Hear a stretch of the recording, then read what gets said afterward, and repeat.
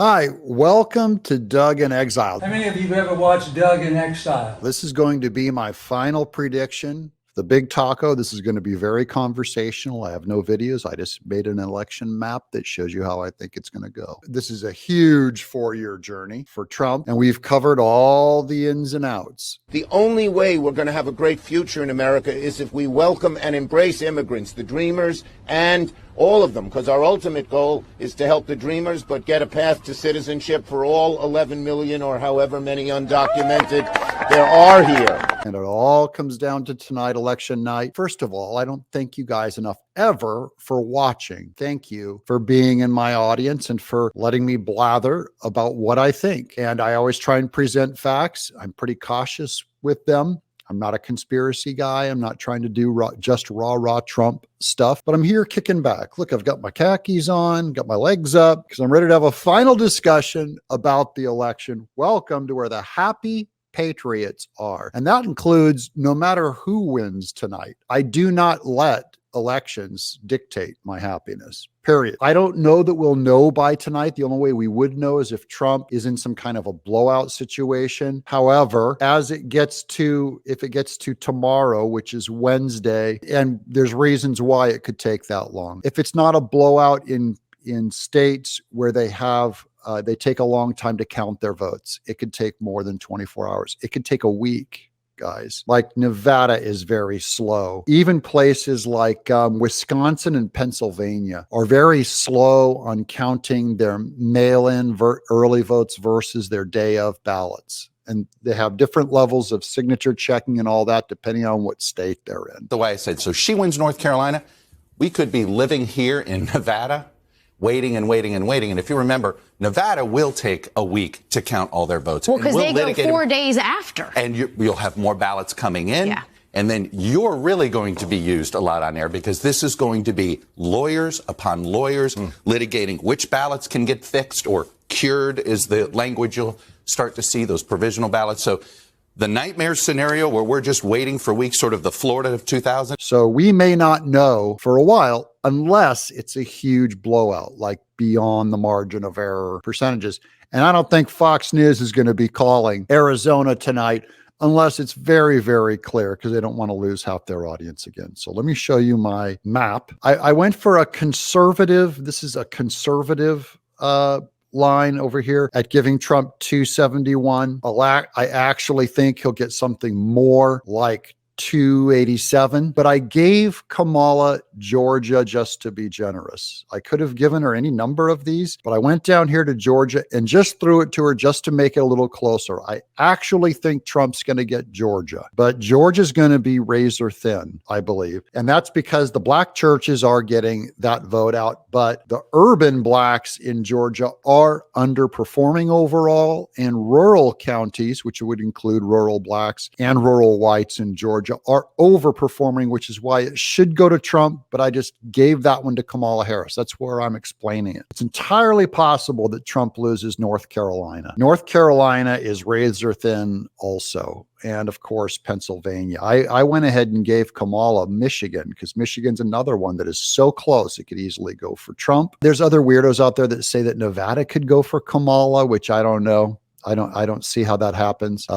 Arizona, I'm watching Kari Lake's numbers are up in fundraising, but Ruben Gallego could still squeak that one out. So this is kind of my conservative prediction without going nuts, that Trump gets 271 and Kamala gets 267. The only weird thing would be Pennsylvania. You know, all the campaigns have all their forces in Pennsylvania right now. Last minute ditch efforts from Kamala Harris's campaign last night had people going door to door, old volunteers going door to door. This whole map has one major factor: are young women, young, white, college-educated women who believe their whole future is dictated by the abortion issue. The Dobbs issue with the Supreme Court was very unpopular among them. And so if America is that secularized, and if evangelicals have moved away from that issue, and I've seen this in my own, I've been debating abortion for 30 years.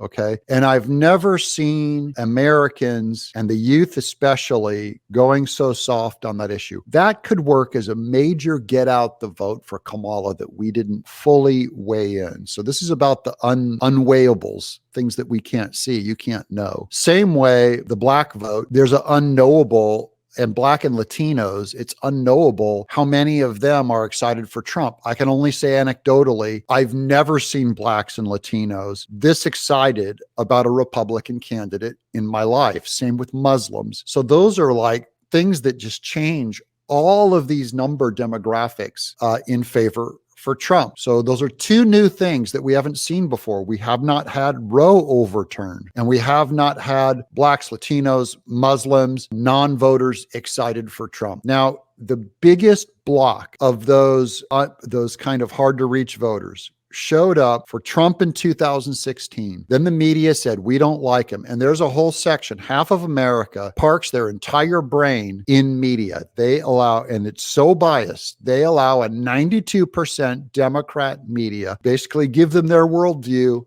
and describe their whole world and tell them how to think. And so that's already baked in. But so those people went, instead of going for Trump, in 2020, they left Trump and went to Biden. And now the sense is that those kind of middle people in flux have left Biden and have gone to Trump. And if that's true, Trump wins pretty easily to 271, and he could easily get more than that, obviously. He could pick off Michigan, like I said. He could get Georgia, right? That right there is another 30 electoral votes that gets him up in the 300 range. So it would be pretty easy for him to have a blowout. Very hard for Kamala to have a similar blowout. I do not believe in the shenanigans. I believe that there have been attempted shenanigans, and Trump hired over 500 lawyers to go into all of these places, and they're all doing relatively well in courts in pushing back on those. And I could go down all that, but that's a whole different discussion on shenanigans. I don't believe the shenanigans are going to have a major play in who wins this election. That's just, I want to tell all of my people out there, keep a calm head. We're going to wait. We're going to let it play out tonight. We've all voted. Now it's time to just sit back and let the results come in. We'll continue with news on what's happening where. That's where I'm going to, focus my attention. But frankly, after tonight, it is my turn. I'm going to take a big rest and be way more casual in my videos. You'll see many more discussion videos like this and less like video, bop, bop, bop, bop. This is, the play-by-play. Although that's my default. I go back to that. That's my style. But I really want to have more discussion from here on out about what we see and talk to you guys as Americans. I'm a man of faith. I believe America is in God's hands. Well, a few people. He has a YouTube channel, and I guess he can talk about that a little bit. I'll let him talk about that. The God who made the world and everything in it is the Lord of heaven and earth, and does not live in temples built by hands. Verse 25, and he is not served by human hands as if he needed anything, because he himself gives all men life and breath and everything else. And here's the kicker. 26, from one man he made every nation of men. They should inhabit the whole world, and he determines the time set for them. The way it all went down, he's in charge. And everything, including creation, is downstream. We're all antecedent. We're all down from that, including our unique political structure and this campaign where we're going to pick a new president of the United States. It is important to keep that debate going, and that's where I am on free speech too. It's like, we need free speech to save our lives. Are going to need a new arrangement for all their rockets and for all the multi-billion-dollar contracts Elon Musk's companies have with the U.S. government. The U.S. government is going to have to either, unwind from all of those contracts, or Elon Musk's companies are going to have to unwind from him. The reason I bought it was because I'm pretty attuned. That was just insane.